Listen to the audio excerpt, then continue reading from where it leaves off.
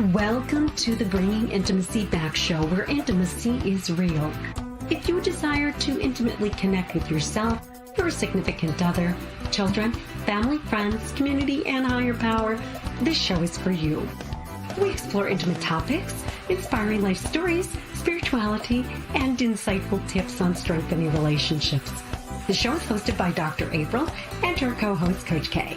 Let's get this episode of the Bringing Intimacy Back show started. We share with you today the secret power to intimacy to create a life you love or love the life you create. Now, here's your host, Dr. April, and co-host, Coach K.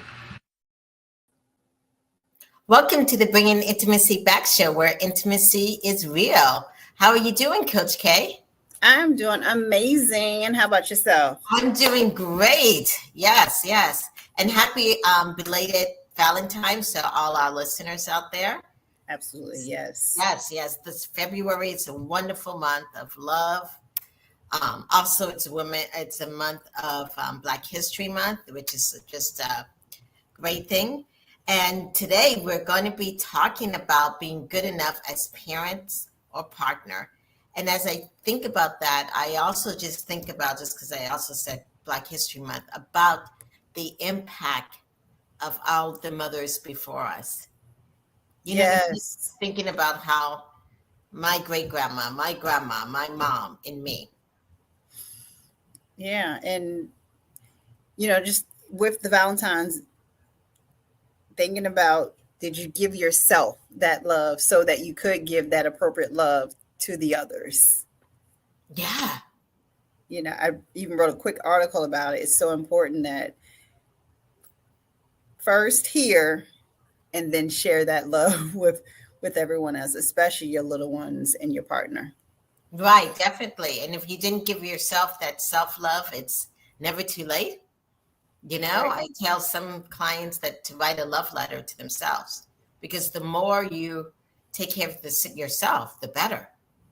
Oh my gracious, yes. And speaking of your mothers and the grandmothers before us, they weren't always given that space. So being able to appreciate that it's okay to outwardly do that in today's world is everything. Appreciate. And I'm not talking about long ago.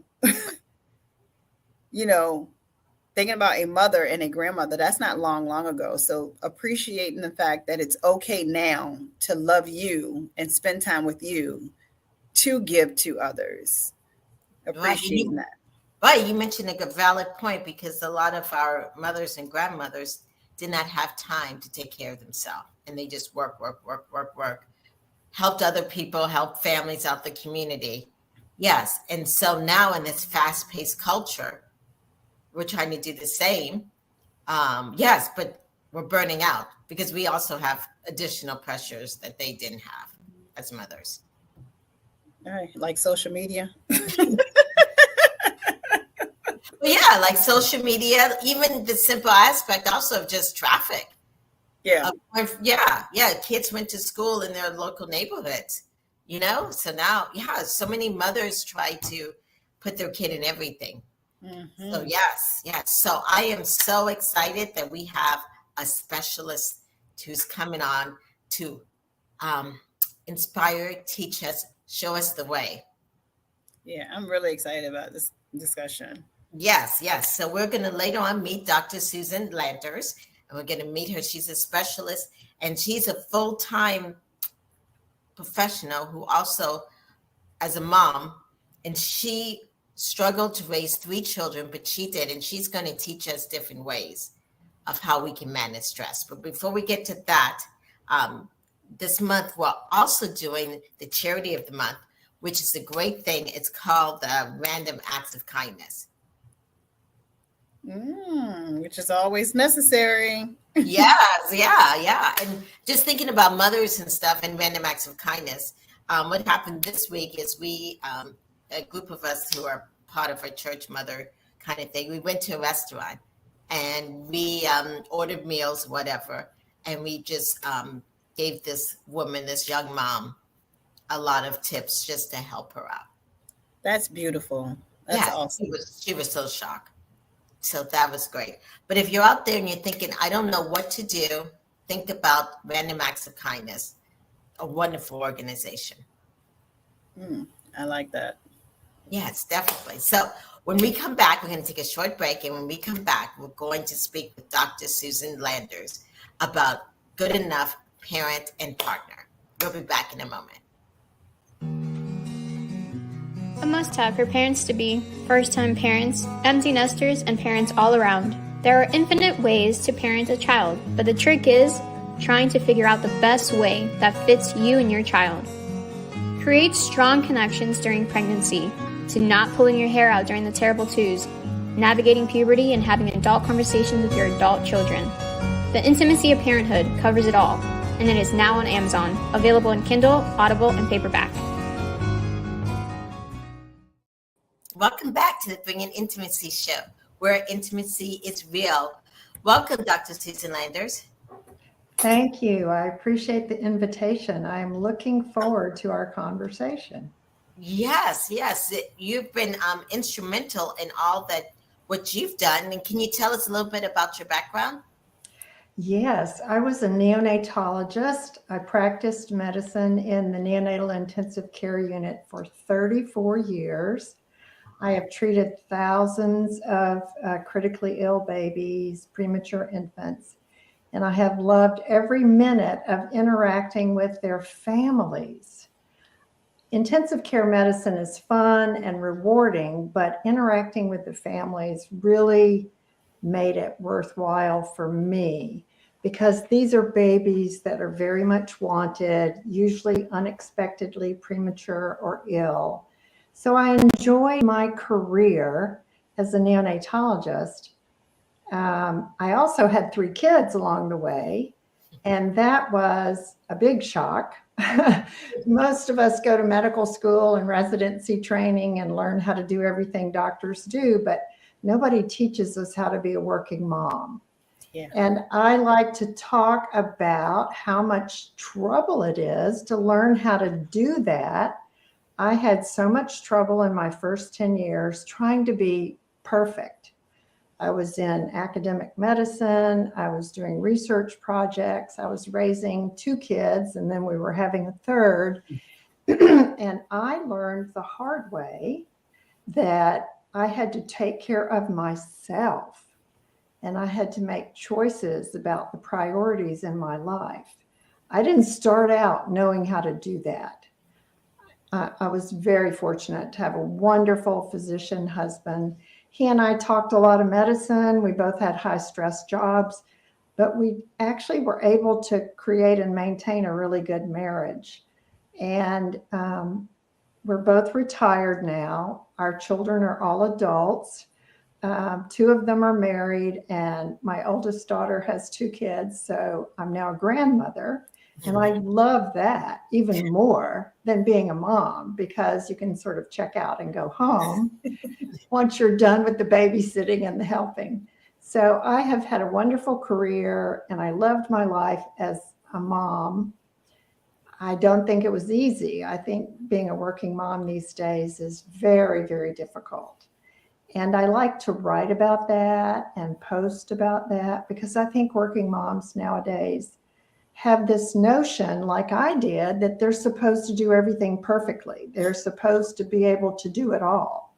And Right. That is so not possible. Right. Yes. And I think, I know for me, I was looking at the moms of the 80s, and they seemed like they had it all. Mm-hmm.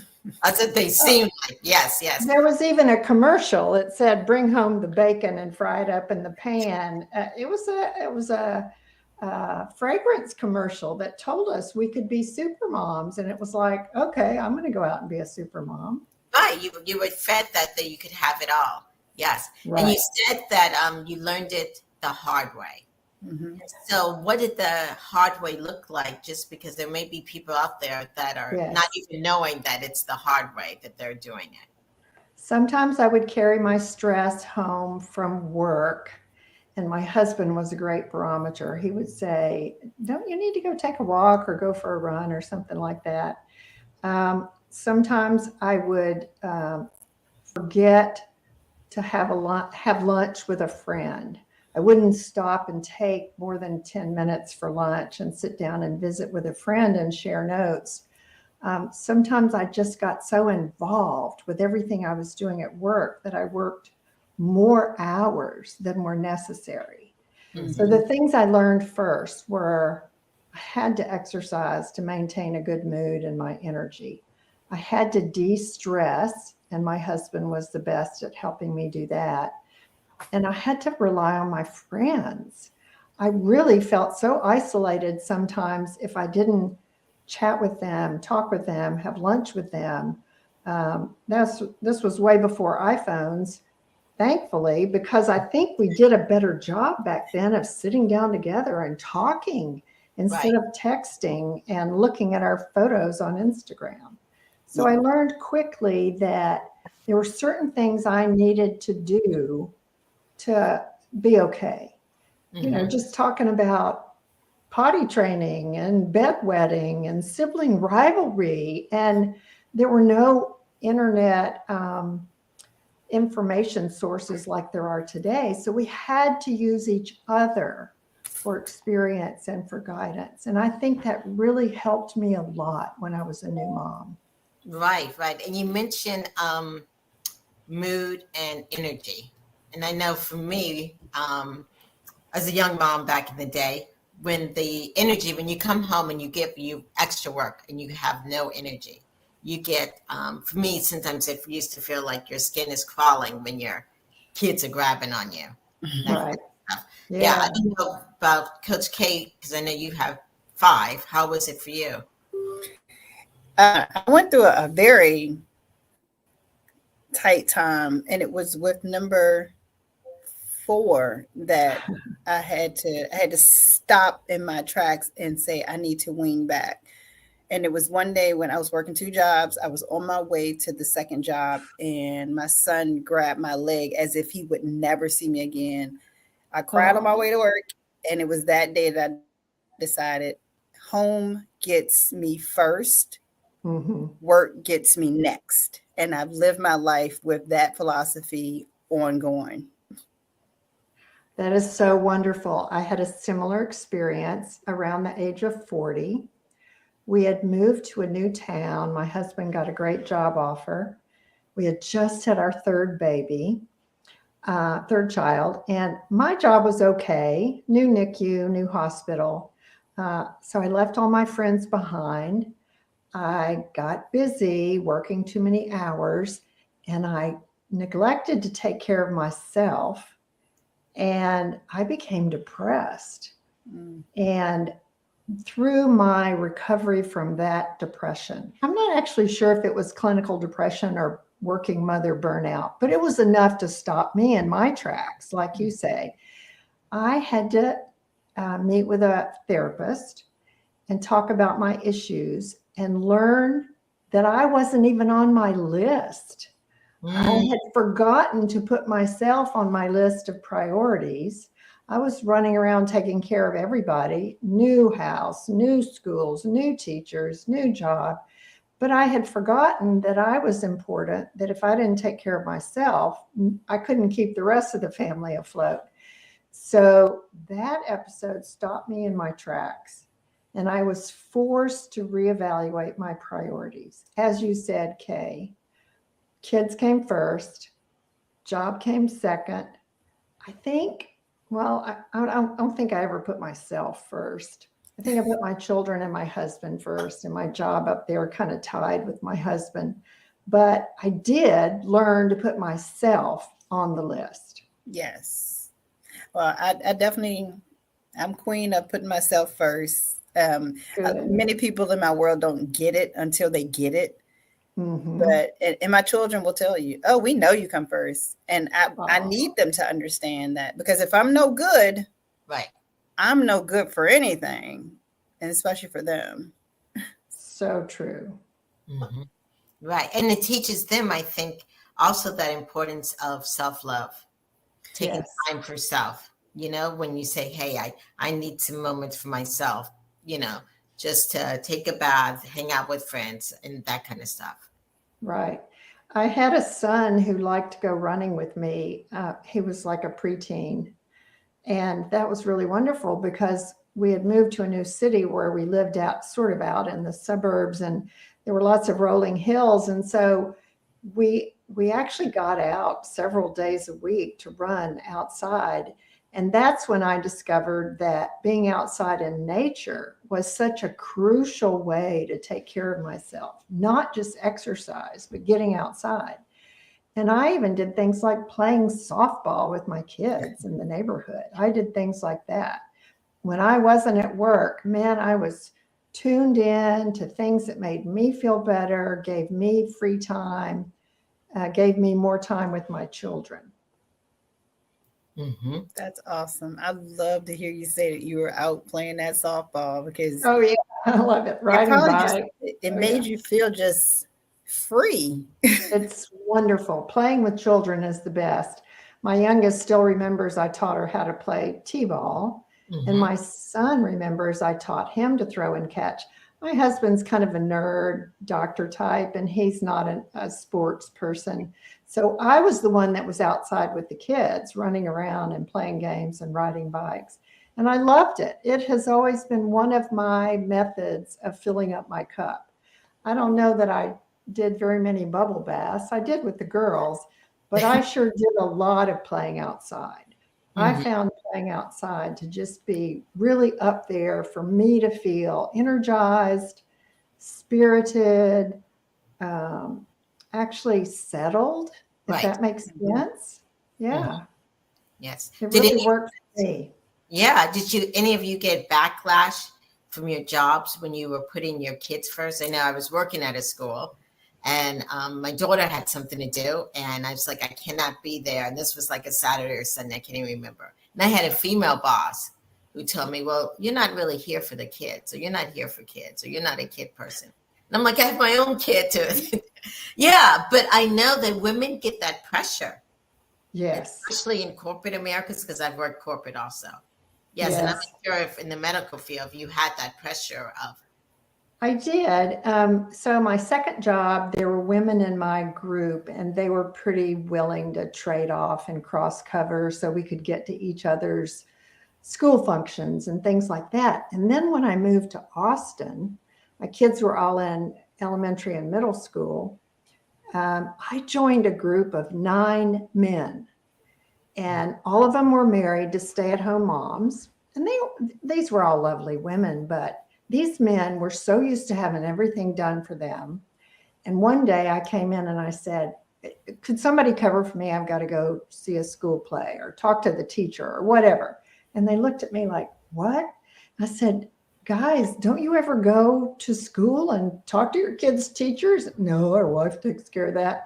And I'm going, okay, so somebody covered for me. Then I asked them if we could change the start time for morning rounds. They were used to starting at 7 in the morning. And I said, hey guys, I'm really having trouble here. I can't get my kids fed, up, dressed, fed, and on the bus and get to the hospital by 7. Can't do it. It cannot be done. Can we start at 8? And they all looked around going, well, we've never started at 8. That's too late. And I'm going, okay, could we just try it?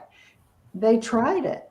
And guess what? 3 of them came up to me within a couple of months and said, I kind of like seeing my kids before they go to school. Oh. It was awesome. It was such a wonderful accomplishment. And ever since they went through that with me, being the first woman in their group, they hired 2 more women. Now the group is about half women, half men. And our practice was known for being family friendly. So I like to think that I kind of started the momentum of giving women the ability to say, here's my boundary. Right. I love to work and I'll work hard, but I'm not going to miss certain things that I'm capable of being there for. And I feel like I was a trailblazer in that way. And a lot of my younger partners who are now in their 40s with kids in middle and high school say, I'm so glad you whipped these guys into shape. And I'm going, well, it wasn't a whipping exactly, but they did have to learn how good it was to have time for family activities. That is definitely awesome. I've worked with, well, they were veterinarians, but doctors in the past, and I see the pressures of Yes. caring for patients and then having to sometimes ignore home. So when I see them on Facebook and now they're having families, and it's like, oh, my babies are growing up and they're spending time with their families. It's pictures of families, not, oh, another shift at work. It's family. So that's awesome. Yeah. I think we're all figuring out that balance in life is what's important. I know that's kind of a corny term, work-life balance, but this is coming from a workaholic. I have always been an overworker, overachiever. But if you do not have family time, family life, time with your kids, time with your husband or partner, there is no balance in your life. You're just married to your job. You know, I had friends that were married to medicine, who never saw their kids, who were only in the lab and worked 80 hours a week and got all the big NIH grants. And I thought, well, that's their life. But that wasn't a healthy life for me. I had to balance how much I worked with how much time I spent with my children and my husband. Mm-hmm.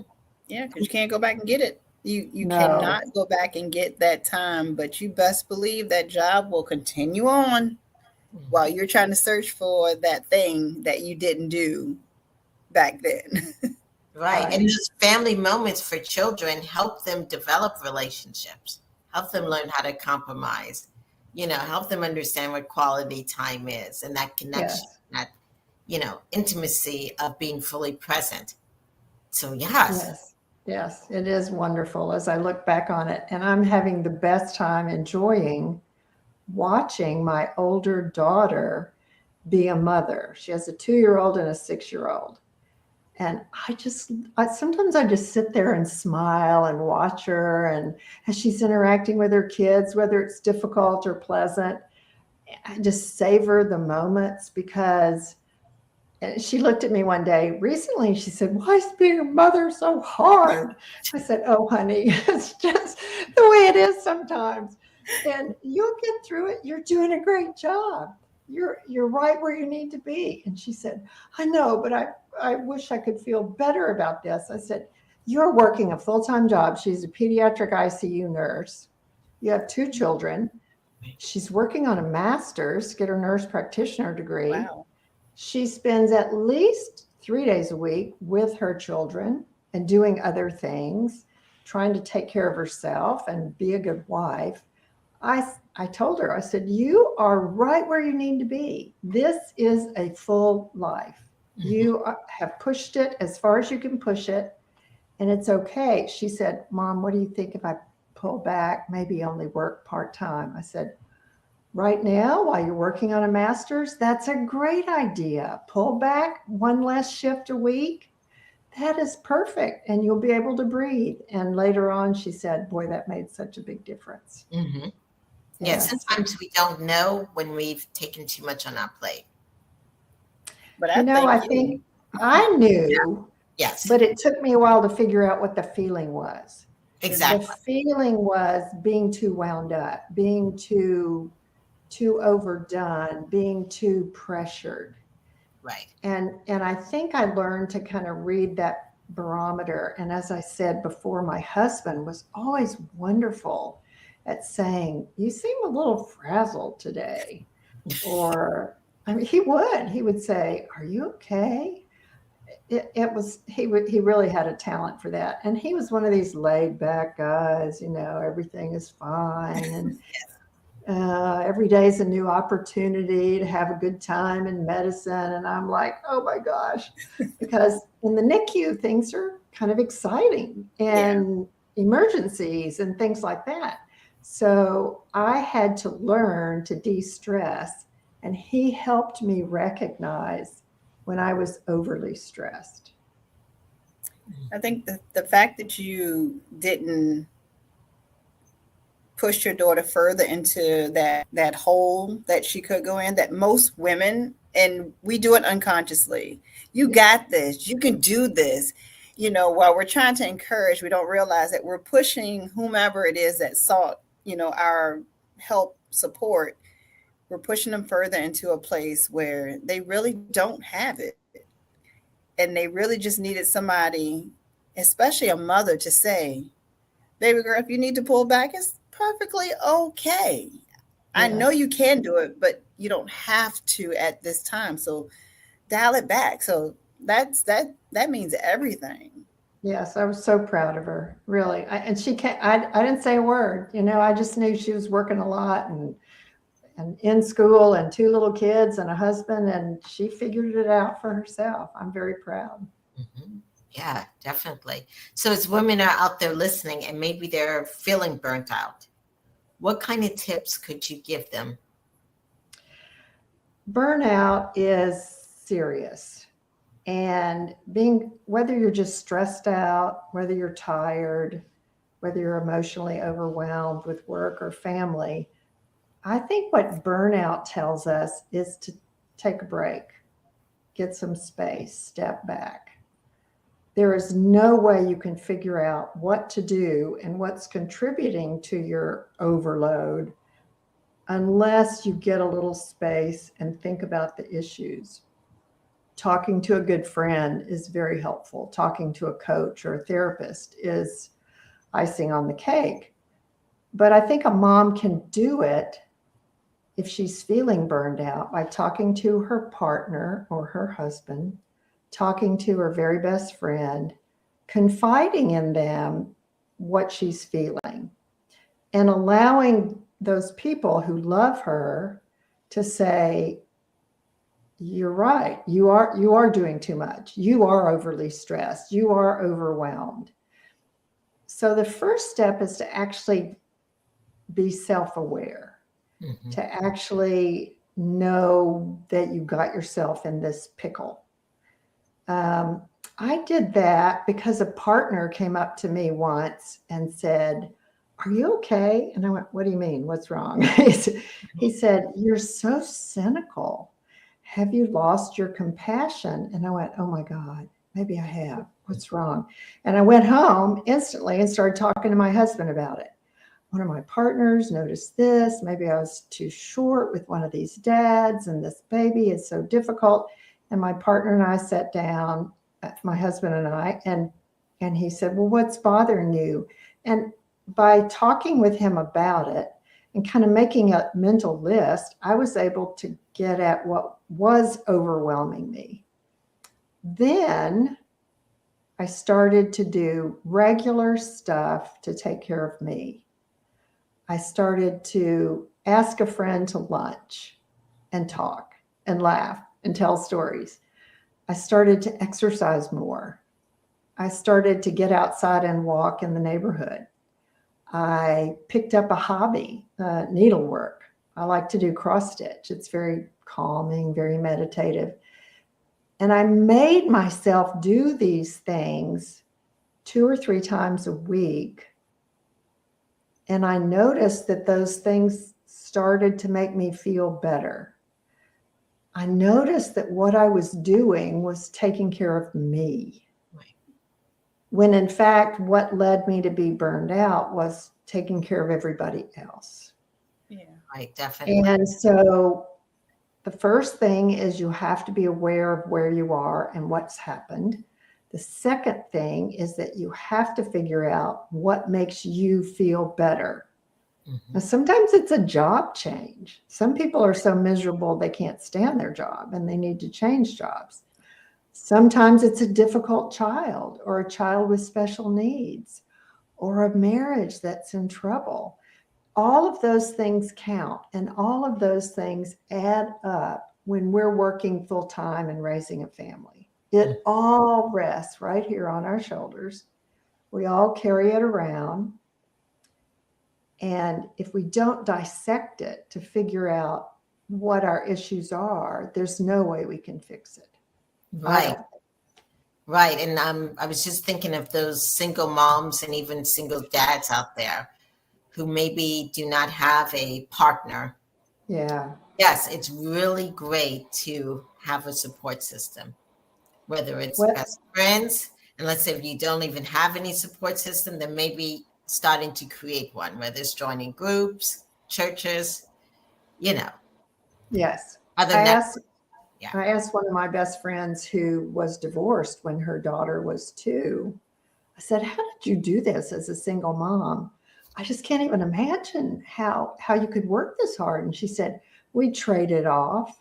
right. I would pick up somebody's kid. They would pick up my kid. I would watch sick kids. She would watch mine.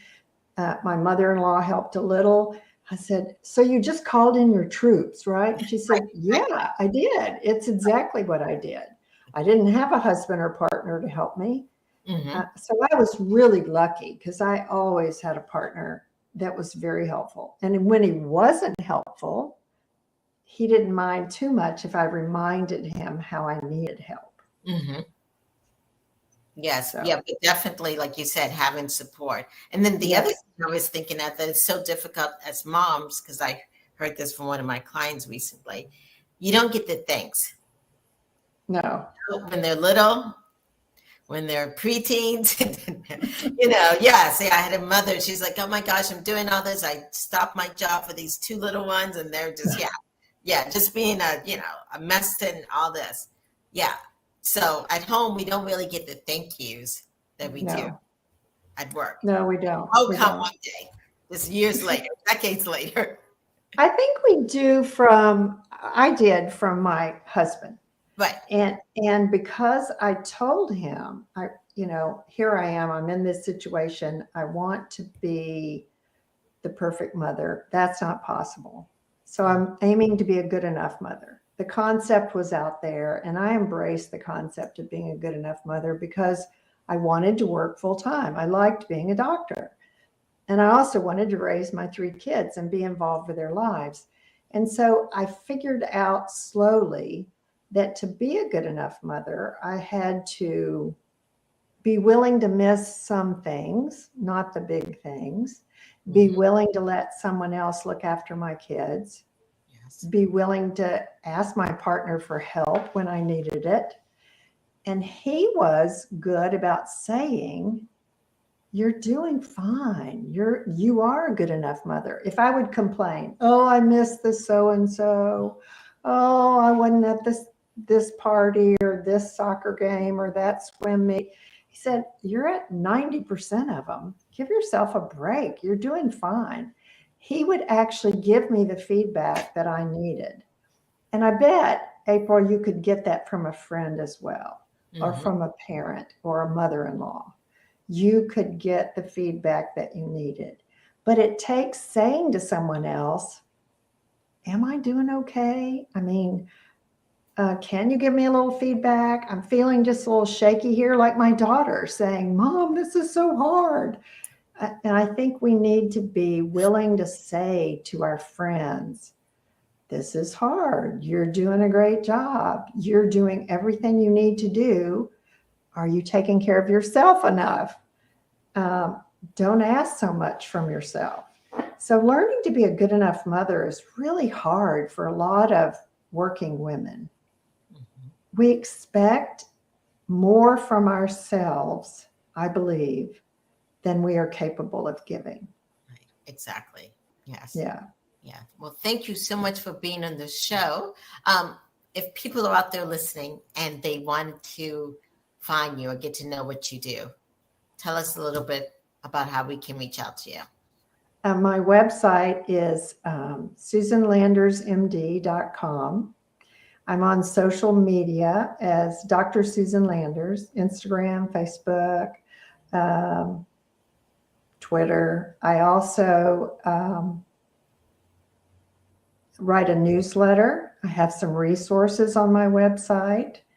I just love being able to have the time now to write and to support working mothers. So please check out my website, and there are lots of free resources there. I've written a couple of ebooks, and in addition, I wrote a memoir after I retired. My book is called So Many Babies, and it's available everywhere books are sold. Okay. So thank you for asking. Yes, yes. Well, thank you for being on the show. We really appreciate it. Oh, this has been fun. Yes. Okay. This has been the Bringing Intimacy Back. We'll be back in a moment. Are you wanting a vacation in paradise? Vacation to reignite the passion, the desire in your relationship? Vacation counseling is just for you. We are deeply committed to your success as a couple. Our couples counseling retreats are exclusive, effective, and intimate. At Vacation Counseling, you will benefit from a combination of couples counseling, intimacy counseling, and individual counseling while you and your partner enjoy a relaxing vacation in sunny Southwest Florida. If you are interested in vacation counseling, please visit us at vacationcounseling.com for more information on prices and packages. Welcome back to the Bringing Intimacy Back show, where intimacy is real. Yes, that was so uplifting. It was. I felt that someone needed to hear that message today and ongoing, just to remember that it's okay. Number one, not to be okay. And number two, to be a human being first. Mm-hmm. Right. And to take time for yourself. Yes. To love yourself as much as you love everybody else. Oh, absolutely. Yes, definitely.